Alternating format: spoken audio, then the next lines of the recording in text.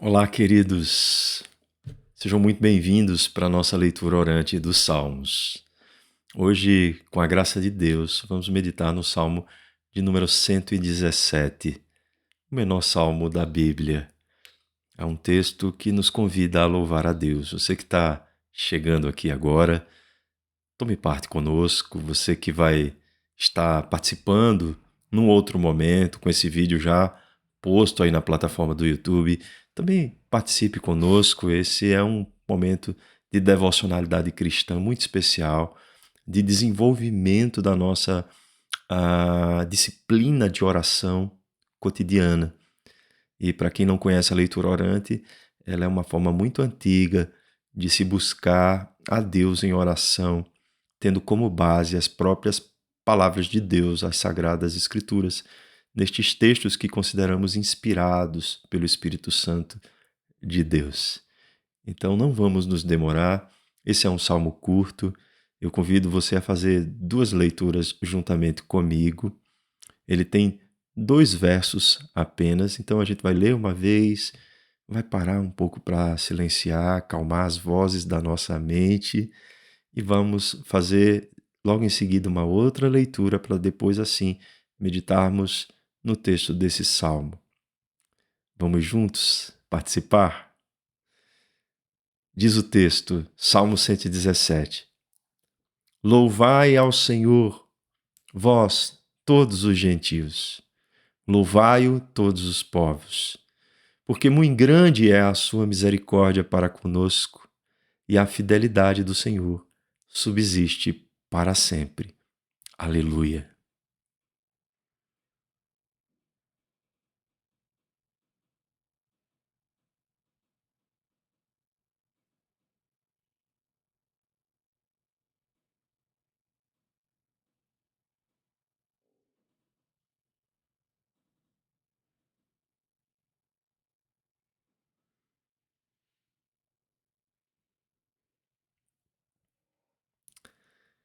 Louvai ao Senhor, vós todos os gentios. Louvai-o todos os povos. Porque muito grande é a sua misericórdia para conosco, e a fidelidade do Senhor subsiste para sempre. Aleluia.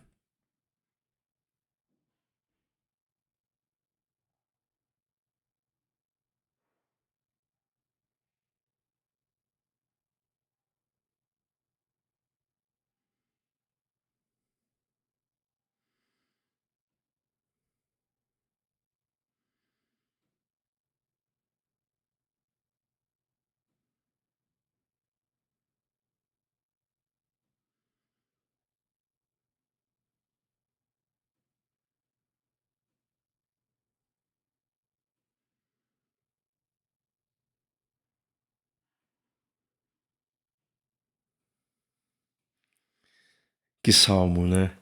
Curtinho, mas denso, cheio de coisas boas da parte de Deus para aqueles que servem ao Senhor em adoração, em louvor, em culto. Esse é o menor, como já disse aqui, dos salmos da Bíblia. Mas nessa pequena porção está uma grande mensagem teológica, que é o convite geral à adoração a Yahweh, a Deus, né? Temos aqui muito característico nesse salmo, esse convite. Esse salmo, muito provavelmente, ele também foi usado junto com outros salmos, como um trecho de encerramento, para que se pudesse, após a leitura desses textos, se louvar ao Senhor, tipo um glória pátria, né? Glória ao Pai, ao Filho, ao Espírito Santo, como era no princípio e agora e será para sempre, por todos os séculos. O Salmo 117 é como se fosse onde ele está, né, um recheio de um sanduíche, vamos pensar assim. Porque ele está entre o Salmo 116, que é um salmo de ação de graças individual, e o Salmo 118. O Salmo 118, a gente vai ver depois, é um cântico da vitória do Messias Salvador, do ungido de Deus, que vem para a restauração do seu povo, para a salvação e libertação de Israel. Quando a gente sabe disso, a gente já tem essa noção, a gente vai perceber que esse salmo, o Salmo 117, ele serve para unir duas coisas muito importantes da vida cristã, que é a gratidão pessoal a Deus, junto com o louvor coletivo e universal a Deus, né? Em adoração a este que é o Messias Salvador, Jesus Cristo, aquele por meio de quem Deus executou a sua aliança por meio do sacrifício do seu Filho na cruz do Calvário. Então a gente tem esse salmo, nós cristãos, como um salmo muito importante para nós. Esse salmo ele faz parte daquilo que ficou conhecido como Halel, por causa do aleluia, tá? Halel egípcio, porque esse Halel ele fica nessa porção do livro dos Salmos que vai do Salmo 113 até ao Salmo 118. E ele é recitado pelos judeus nas grandes festas. E qual é a festa que os judeus mais recitam esse salmo? É a festa da Páscoa. Olha que coincidência, né? Claro que isso já estava dentro dessa ação soberana de Deus na história do seu povo, né? Falando da libertação do cativeiro egípcio como aquilo que era uma obra muito representativa da salvação em Jesus Cristo. Então, a gente pode inferir, meus irmãos, se esse salmo era um salmo muito usual nesse período da Páscoa e era recitado pelo povo judeu, a gente pode inferir que Jesus cantou esse salmo com seus discípulos em sua última ceia. Isso não é improvável de ter acontecido, tá? Isso pode ter acontecido de fato, até porque Jesus usava os salmos também. Devido ao seu contexto cultural e religioso, ele usava nas suas orações. Agora, pensem comigo, imaginem na liturgia da ceia da Páscoa, né? Jesus entoando o Salmo 117, que era um cântico de preparação, veja só, para a obra poderosa de salvação que ele próprio veio realizar e que está posta aí no Salmo 118. Isso faz muito mais sentido ainda para nós cristãos.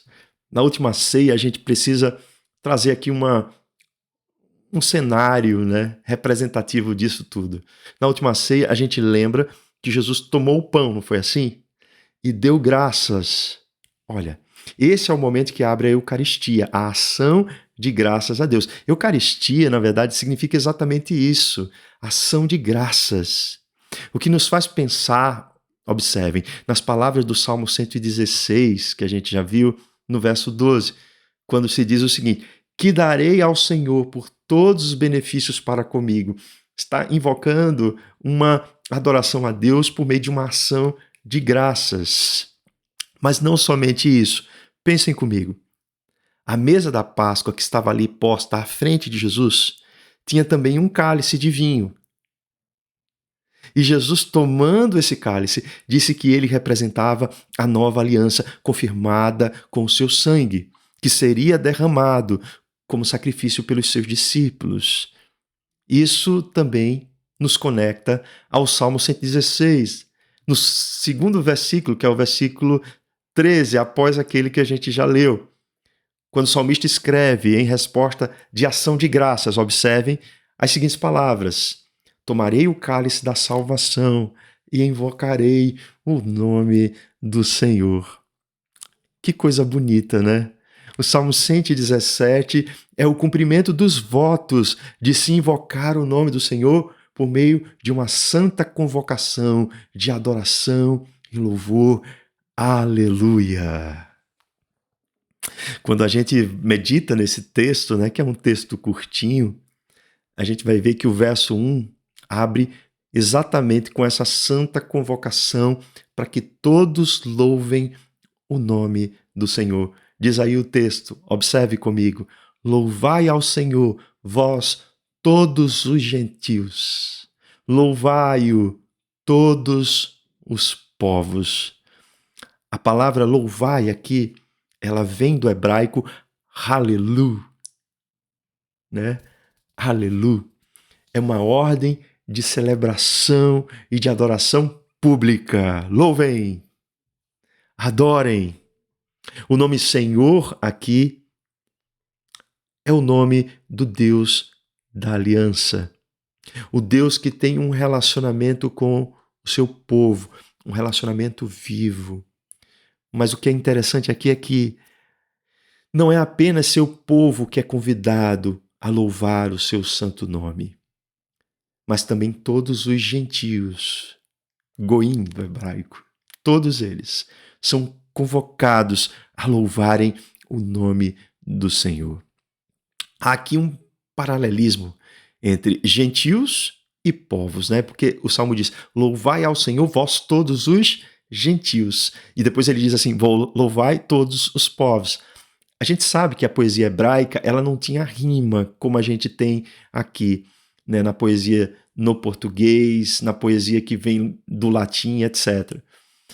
A rima acontecia através de combinações de textos, trazendo ênfase e beleza para a poesia hebraica. Então, o texto de cima ele está sendo novamente enfatizado com o texto de baixo. Louvai ao Senhor, vós todos os gentios. Louvai-o todos os povos. Aqui é uma ênfase poética. E qual é o motivo dessa ênfase poética aqui?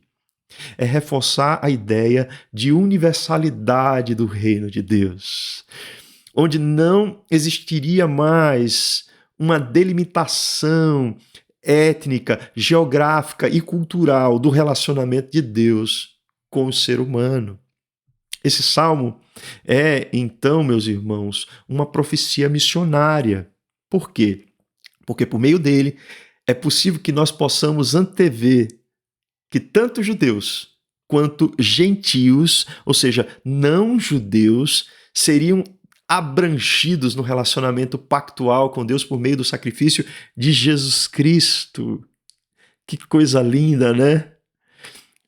Como escreveu o apóstolo Paulo em Efésios, lá no capítulo 2, versículos 13 e 14, que através do sangue de Cristo Jesus, Deus fez paz conosco e fez paz também entre os judeus e não judeus, para que ambos se tornassem um só povo. Olha que coisa maravilhosa. Esse salmo traz aí já de cara uma profecia missionária que só se cumpriria por meio da vinda de Cristo ungido, o Messias de Deus. Mas vamos mais à frente, né? O verso 2, ele traz qual é o fundamento da adoração a Deus. Porque ele diz exatamente o seguinte: por que devemos louvar a Deus? Porque todas as nações devem louvar a Deus. O verso 2 responde ao dizer: porque muito grande é a sua misericórdia para conosco, e a fidelidade do Senhor subsiste para sempre. Esse porquê revela o motivo do louvor. O louvor, irmãos, entendam isso, não é meramente um cântico. O louvor, ele não surge de um mero emocionalismo, mas ele é uma resposta, e é uma resposta dada à realidade sobre quem é Deus. Tá claro isso? O louvor, ele é uma reação de quem adora, por conhecer quem é o Deus que se adora.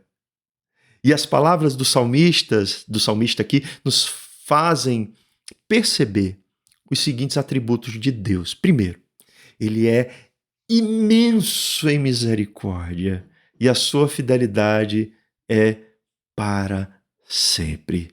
A palavra misericórdia é a palavra do hebraico hesed. E eu já falei isso, mas vou repetir, não custa nada. Ela expressa a ideia do amor inabalável e incondicional de Deus. O que isso significa, né? Significa que esse amor que está sendo expresso aqui no Salmo é o amor do Deus da aliança, do Deus que tem uma aliança com o seu povo, do Deus que desenvolve essa aliança por meio do seu Filho Jesus Cristo, abrangindo muito mais pessoas de nações, contextos étnicos e geográficos diferentes. É esse o Deus que temos aqui observado na expressão do salmista. É um Deus cheio de amor, um amor inabalável, um amor incondicional. Já a palavra fidelidade, emet, ela traz a ideia de algo que é plenamente verdadeiro, firme e constante. Não se altera. Continua exatamente intacta a fidelidade de Deus. Essas duas palavras, elas compõem aqui um par que é recorrente na teologia hebraica. Porque essas palavras, amados irmãos, elas remetem ao texto de Êxodo 34:6. E o que esse texto nos faz lembrar? Faz lembrar daquele momento que Moisés levou ao povo as segundas tábuas da lei, após ele ter quebrado as primeiras tábuas, quando ele se deu conta do pecado grave que eles haviam cometido contra Deus ao fazerem um ídolo. Então, isso nos faz saber que o amor de Deus não depende da fidelidade do seu povo, mas que o amor de Deus está fundamentado em sua própria natureza de absoluta fidelidade à aliança que ele fez com o seu povo. A fidelidade de Deus não está sujeita à nossa fidelidade. A fidelidade de Deus é intrínseca à sua própria natureza, inabalável, imutável, de modo que ele vai expressar essa fidelidade porque ele próprio é assim, é o seu caráter. E ele não faz isso esperando nada em troca. E o verbo aqui, né, que fala subsiste para sempre, né? A palavra subsiste é a palavra hebraica olam, e ela indica algo que é eterno. Sendo assim, entendam isso. Tanto o amor inabalável de Deus, quanto a sua fidelidade, não é só para agora, não é só para esse momento, não é só para esse contexto e situações desta vida, é para todo o sempre. Que Deus maravilhoso! Podemos louvar a esse Deus dizendo: aleluia, Deus seja louvado, por conta de quem Ele é, sobretudo de quem Ele é, do seu caráter, porque Ele é o garantidor fiel da aliança para que nós possamos desenvolver um relacionamento com Ele. Vamos fazer aqui algumas interpretações importantes. Enfim, o salmista, o que ele faz aqui? Ele reitera que o povo de Israel, observem, é objeto do amor da aliança de Deus. E isso está na expressão, né, para conosco, que é aleno. Essa expressão para conosco, né, que ele diz assim, sua misericórdia para conosco. Ele está falando para o povo, né? E aqui, se a gente entende o contexto do salmo imediato, ele está falando para o povo de Israel. E esse amor, observem, se revelou de maneira pessoal através do povo de Israel. Como foi que ele se revelou de maneira pessoal através do povo de Israel? Com a vinda de Jesus Cristo. A gente precisa entender que Jesus Cristo é o descendente de Abraão que veio como Messias para a salvação de Israel. Mas não somente para a salvação de Israel, porque é por meio de Jesus Cristo que se expande o alcance da aliança de Deus para todos os povos, não apenas para os judeus, mas também para os não-judeus, que são chamados na Bíblia de gentios. Então, irmãos, o Salmo 117 é um salmo, ao mesmo tempo, um salmo messiânico e um salmo missionário. Pois o que a gente percebe nesse salmo é uma ênfase que se cumpre plenamente. Vejam só, eu não vou ser aqui evasivo, eu vou falar isso com muita convicção. Esse salmo se cumpre plenamente em Jesus Cristo, por meio de quem Ele é. Porque por meio de quem Jesus Cristo é, por meio da sua obra, por meio daquele que ele veio realizar, todos os povos passaram a estar debaixo, veja só, pessoas de todos os povos, pessoas de todas as partes deste mundo, pessoas de grupos étnicos diferentes, passaram agora a ter, por meio de Cristo Jesus, o amor do Deus da aliança. Então, a fé em Cristo Jesus, ela nos traz para esse relacionamento vivo com o Deus de Israel. Precisamos entender essa história da redenção, né? Que começa a partir do momento em que Deus chama Abraão, em que Deus traz para ele uma promessa. Começa, na verdade, muito antes, mas quando se fala da história do povo aí, né, do povo de Israel, começa lá em Gênesis, quando Deus diz que do descendente da mulher viria aquele que esmagaria o poder da serpente, que é Satanás. Então aí temos em Cristo Jesus todas essas promessas cumpridas. E ele é um salmo missionário, óbvio, porque ele conclama, né, a que todos louvem a Deus. E como é que a gente faz para que outras pessoas, outros grupos étnicos, outras culturas possam ser alcançadas pelo amor, né, da aliança de Deus? É pregando o evangelho de Cristo Jesus, é fazendo conhecido o evangelho de Cristo, da graça de Cristo Jesus. Então, é por isso que ele também é um salmo missionário.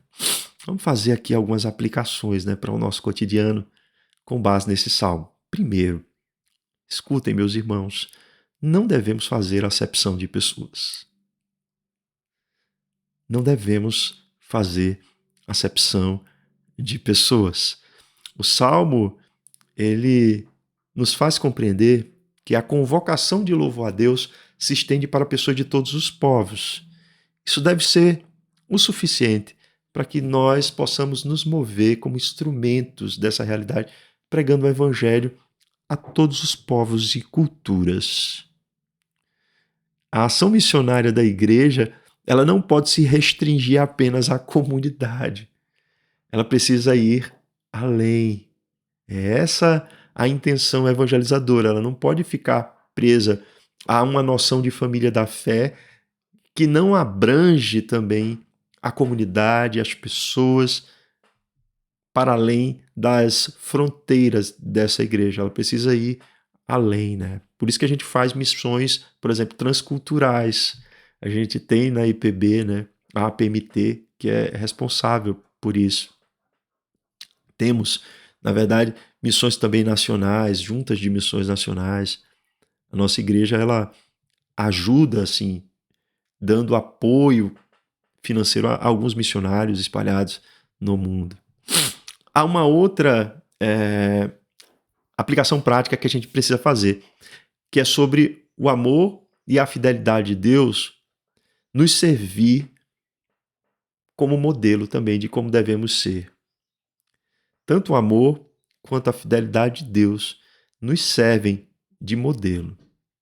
E é exatamente porque Deus é fiel, porque Deus é leal, que todos aqueles que desfrutam do relacionamento com Deus devem também expressar esse mesmo amor, essa mesma fidelidade de uns para com os outros, né? Eu falo que o modelo do relacionamento entre Deus e o seu povo é muito bem representado no modelo do relacionamento conjugal, né, entre um homem e uma mulher. Então a gente tem esse modelo do relacionamento conjugal como um representativo desse relacionamento de Deus com o seu povo. Então a fidelidade é óbvio que precisa estar presente na relação conjugal. Se discordar disso é viver alheio ao conhecimento da vontade de Deus para a nossa vida. Quem faz isso são os pagãos, quem faz isso são os incrédulos, que acreditam que a fidelidade não é importante. Mas os cristãos não, eles sabem que a fidelidade é algo que agrada a Deus. Mas o que é que mantém essa fidelidade viva? É o amor, né? E o amor A gente não pode pensar num contexto de um mero sentimento. Esse amor é um amor inabalável, é um amor incondicional. Então, a gente pensa na perspectiva do amor muito mais como uma atitude. É uma atitude que se desloca do eixo de si próprio para o outro. Então, amar aqui é observar o outro como alguém importante para Deus. Se você consegue visualizar o ser humano como alguém que carrega a imagem e semelhança de Deus, por mais que a gente saiba que o ser humano ele é capaz de viver profundamente afetado pela maldade, pelo pecado, ainda assim a gente não pode esquecer que esse ser humano ele carrega a imagem e semelhança de Deus. E amar só quem nos ama não é uma proposta cristã. Essa é uma proposta de qualquer tipo de religião. Não é? Amar quem nos persegue, essa é uma proposta cristã. Amar os nossos inimigos, essa é uma proposta cristã. É um amor que não é fruto de um mero emocionalismo, sentimentalismo. É um amor que é decisório. Ele é um amor que parte de um coração que reconhece o amor de Deus sobre a sua vida. E olhem, nós não merecíamos o amor de Deus. O amor de Deus nos foi concedido de uma tal maneira que Deus entregou o seu Filho como oferta pelo nosso pecado, para que nós, pecadores que somos, pudéssemos viver um relacionamento com Ele. O amor de Deus é um amor sacrificial. Do que nós precisamos abrir mão para amar? Às vezes é do nosso orgulho, né? Às vezes é do nosso sentimento de superioridade. A gente precisa, às vezes, abrir mão para que a gente saia desse eixo egoísta, né? Que nos faz infantilmente ficar olhando para a gente como se fôssemos muito bons e olharmos para o outro, entendendo que é assim, nessa atitude, que Deus revela muito mais a sua graça e a sua misericórdia entre nós. Vamos lá, né? Quero trazer aqui uma terceira e última aplicação, que é a seguinte: o louvor a Deus, ele deve ser muito mais do que um ato individual. Ele deve ser um sinal da identidade coletiva do povo de Deus. O louvor a Deus, ele não é apenas um ato individual. A gente costuma falar sobre isso também, mas ele não é apenas isso. Ele deve ser, sobretudo, um sinal da identidade coletiva do povo de Deus. A gente vive num tempo, pare e pense, em que muitas pessoas têm deixado de congregar na igreja sob o pretexto de que elas já cultuam a Deus individualmente. A gente ouve muito isso. E esse, eu queria dizer que é um grave erro. É um erro, sim. O culto solene a Deus, ele deve ser prestado na comunidade da fé. E como isso acontece? Por meio do fortalecimento na palavra de Deus, através da oração, dos cânticos de louvor e dos sacramentos da igreja. É esse tipo de condição que revela exatamente uma igreja verdadeira. Então, se você acredita que não precisa se fortalecer coletivamente na palavra de Deus junto com a igreja, se você não participa das reuniões congregacionais de oração, se você vai aqui e acolá nos momentos festivos para a igreja para prestar louvor ao seu Deus, isso diz muito a respeito de você. Se você não toma parte nos sacramentos da igreja, se você não quer ser batizado, não quer batizar o seu filho, né? Se você não participa da ceia do Senhor, da Eucaristia, o que é que está acontecendo aí? O problema não está sendo com Deus, o problema está sendo com você, porque foi o próprio Deus que instituiu essas coisas para o fortalecimento do seu povo. Somos todos imperfeitos, né? Eu acredito que não há ninguém que vá se visualizar, né, no espelho e dizer assim, eu sou perfeito, não tenho nada que trabalhar na minha vida. Então, a igreja é formada por esse tipo de pessoas, como nós, pecadores. E é nesse ambiente que a gente se fortalece, amadurece a nossa fé. Não devemos nos esquivar disto, porque temos dificuldade, né, de nos relacionar uns com os outros. Eu sei que há pessoas que têm dificuldades e que elas são provenientes de alguns transtornos e que isso é mais difícil para elas, né? Elas estarem juntas no grupo social. Mas ainda assim elas precisam se esforçar para isso. Porque é por meio desse grupo social que a gente sabe que é muito mais do que um grupo social, que é a Igreja de Cristo Jesus. É por meio dela, na ação coletiva, que o Espírito Santo cria em nós a unidade. Então, não tenha na sua mente a ideia equivocada de que o culto é algo meramente individual, porque não é assim que a Bíblia, a palavra de Deus, nos ensina. Vamos lá. O que a gente tem aqui para concluir esse salmo? É que o Salmo 117, mesmo sendo assim bem curtinho, né? Como ele apresenta um evangelho completo em miniatura, vocês concordam? O evangelho está posto aí, tanto do seu caráter messiânico, né, de alcance da aliança para outros povos, como também do seu caráter missionário, da pregação do evangelho. A expressão final desse salmo, ela deve servir para nós tomarmos uma atitude, né? Trazermos para a nossa vida prática o ato de louvarmos a Deus. A expressão final desse salmo é uma atitude de louvor. Se diz aleluia, aleluia. Então, assim, esse salmo não é apenas para que a gente possa ficar teorizando as coisas da nossa teologia, não. Esse salmo ele serve para que nós possamos viver uma vida de louvor a Deus. E é essa a nossa verdadeira identidade como cristãos. Somos adoradores. Somos adoradores. E não individualmente apenas. Somos adoradores como corpo de Cristo. E no corpo de Cristo há pessoas distintas. Há pessoas de culturas diferentes, de posições sociais diferentes, reunidas, convivendo. Olha que coisa difícil, né? Mas pelo vínculo do amor da aliança de Deus, pela ação soberana do Espírito Santo de Deus, se fortaleça com essas palavras. Vamos fazer uma oração? Aleluia! Louvamos o teu nome, Senhor.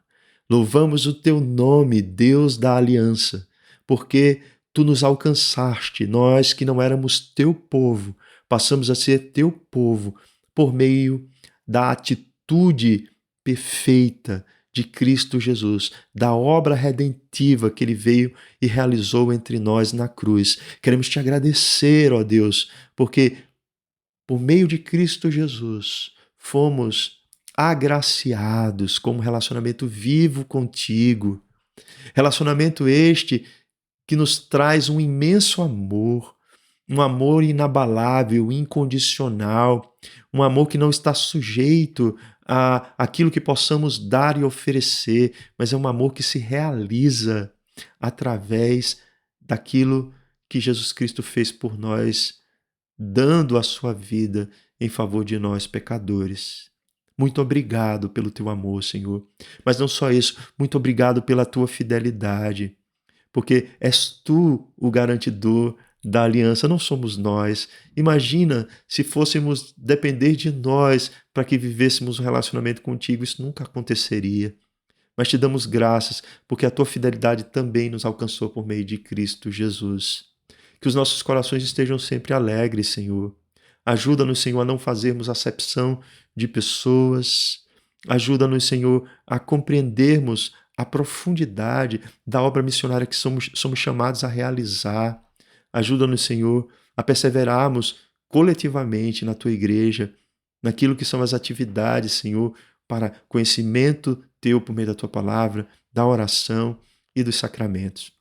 Nos fortalece, Senhor, porque assim como naquela última ceia que Jesus Cristo esteve presente, muito provavelmente recitando esse salmo, e fez saber a cada um daqueles discípulos sobre que o pão que era ali partido era a representação fiel daquilo que aconteceria com o seu corpo na cruz.